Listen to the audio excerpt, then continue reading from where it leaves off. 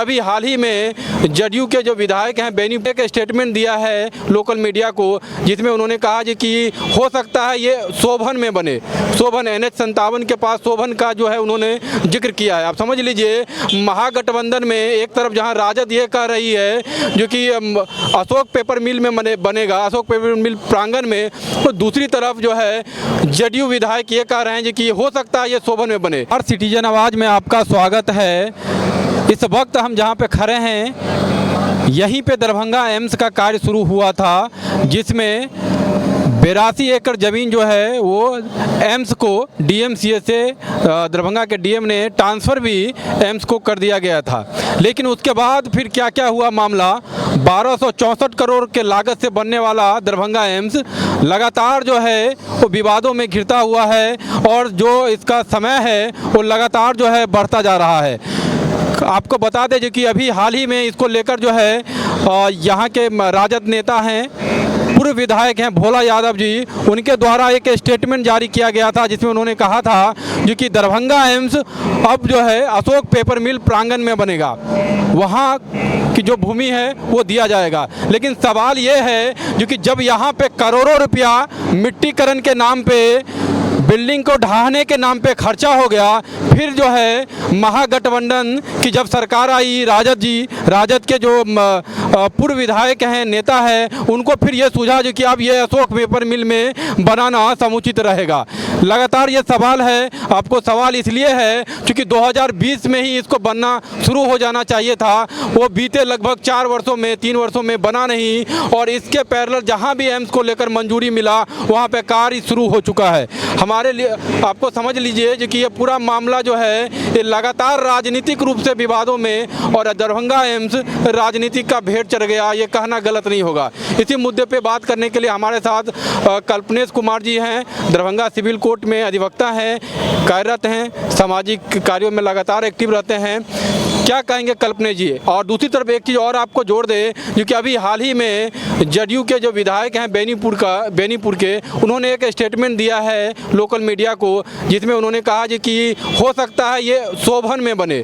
शोभन NH-57 के पास शोभन का जो है उन्होंने जिक्र किया है। आप समझ लीजिए महागठबंधन में एक तरफ जहां राजद ये कह रही है जो कि अशोक पेपर मिल में बनेगा, अशोक पेपर मिल प्रांगण में, तो दूसरी तरफ जो है जदयू विधायक ये कह रहे हैं कि हो सकता है ये शोभन में बने।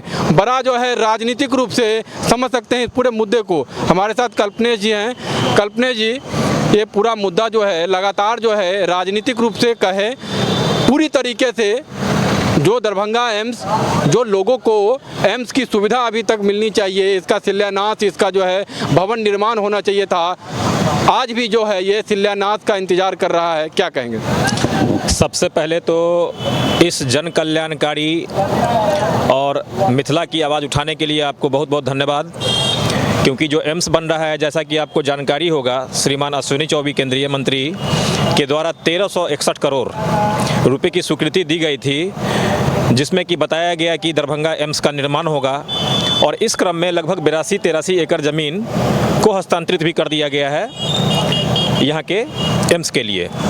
लेकिन जिस तरह की प्रतिद्वंद्विता चल रही है, जो राजनीतिक वेंडेटा चल रहा है, पॉलिटिकल वेंडेटा चल रहा है, उसके हिसाब से देखा जाएगा तो मिथिला के जनता के साथ ये अन्याय है। क्योंकि मान लीजिए जैसा कि दिख रहा है, यहाँ कंस्ट्रक्शन का काम चल रहा है, मिट्टीकरण हो रहा है, और अभी जो उथल पुथल हुआ है, जो पॉलिटिकल उथल पुथल हुआ है, राजनीतिक उथल पुथल हुआ है, उसमें अब सोचिए कि 43 सीट्स वाली JDU अब ये कहे कि दरभंगा एम्स जहाँ पर बन रहा है वहाँ ना बन के कहीं और बने, तो ये समझ लीजिए कि इसमें बहुत बड़ा खेल है। और ये 2024 से पहले नहीं बने, इसका क्रेडिट केंद्र सरकार को नहीं जाए, बस उसी की कॉन्स्पिरेसी चल रही है।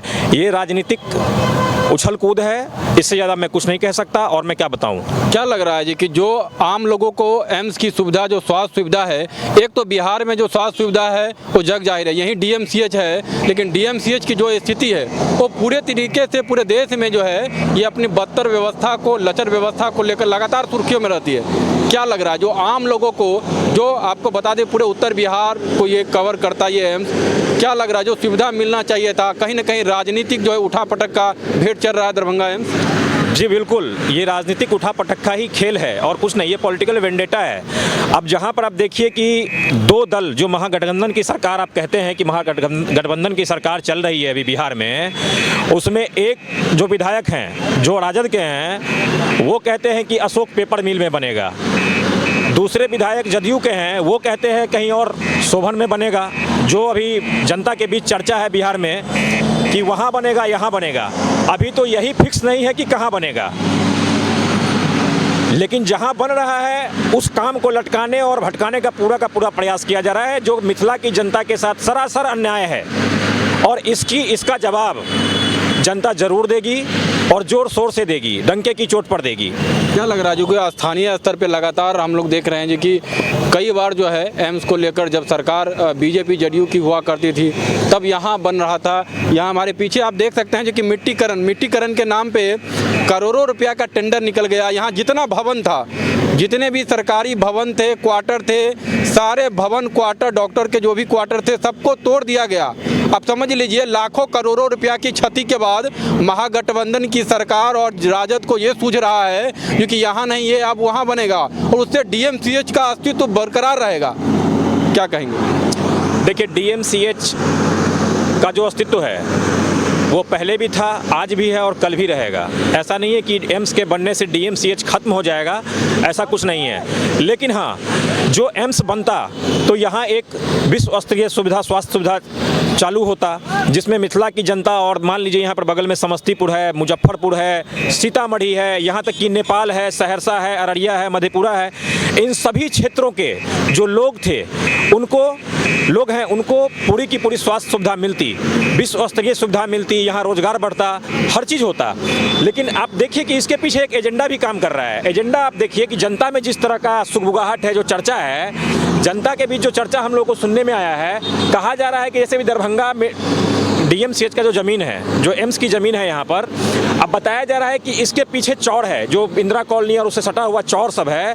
अब उसके पीछे जैसे ही सुनने में आया कि यहाँ पर एम्स का निर्माण हो रहा है तो समझिए उधर के ज़मीन का जो रेट है वो काफ़ी तेज़ी से बढ़ा है, इंक्रीज हुआ है।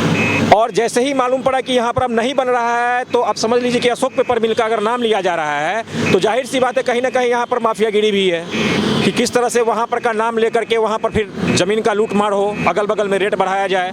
ठीक उसी प्रकार शोभन में भी है कि शोभन को किस तरह से जो लैंड माफिया है उनको भी कहीं ना कहीं से सपोर्ट हो, लोग करोड़ों की ज़मीन खरीदें। तो इस तरह की भी चर्चाएं सुनने में आ रही है, इसका भी पर्दाफाश होना चाहिए। चलिए, लगातार की हुआ करती थी तो स्थिति अलग थी, महागठबंधन की सरकार हो गई तो स्थिति अलग हो गई। क्या कहेंगे? देखिए, आपके चैनल के माध्यम से मैं बिहार सरकार और महागठबंधन के तमाम नेताओं से जो सरकार में हैं उनसे बस मेरा एक ही अनुरोध है, आग्रह है कि कृपया सभी राजनीतिक जो भी पार्टियां हैं, पक्ष विपक्ष, वो साथ में आएं और इस समस्या का समाधान दें। मिथिला की जनता बस यही चाहती है कि एम्स का निर्माण जल्द से जल्द हो और मिथिला क्षेत्र में जितने भी लोग हैं उनको बेहतर स्वास्थ्य सुविधा मुहैया हो, उसका लाभ उठावे। यही मेरा सरकार से निवेदन है और आग्रह है कि अपने जो भी उनका राजनीतिक विरोध हो उसको साइड में रख के जनता के कल्याण के लिए काम करें। बस मेरा यही अनुरोध है उनसे। धन्यवाद। बहुत बहुत धन्यवाद। तो ये कल्पनेश जी थे जो बता रहे थे, लेकिन सवाल जो है वो बिहार सरकार को लेकर और राजनीतिक रसूखों को लेकर जो लगातार अपने जो है सुविधा के अनुसार, अपने अनुकूलता के अनुसार जो है वो फेरबदल, आप समझ लीजिए कितना बड़ा क्षति है। अगर यहाँ एम्स नहीं बनेगा तो एक तो बड़ा जो है वो यहाँ पे जो सरकारी राजस्व है उसका क्षति है। उसके बाद आप समझ लीजिए दूसरे जगह जहाँ एम्स बनेगा फिर मिट्टीकरण, फिर बाकी प्रक्रिया, तो कई सारे सवाल है। लेकिन सवालों के बीच एक सबसे बड़ा सवाल है जो कि यहाँ के लोगों को, जो बिहार के लोग हैं, उनको जो दूसरे एम्स का जो सुविधा मिलना था, स्वास्थ्य सुविधा मिलना था, वो बीते कई वर्षों में मिला नहीं। यहाँ जो शिलान्यास होना था, शिलान्यास होने की जगह पे लगातार जो है इसके ज़मीन का हस्तांतरण हो रहा है, यहाँ से वहाँ हो रहा है। बड़ा सवाल जो है यहाँ के जनप्रतिनिधि को लेकर, बिहार सरकार को लेकर। धन्यवाद।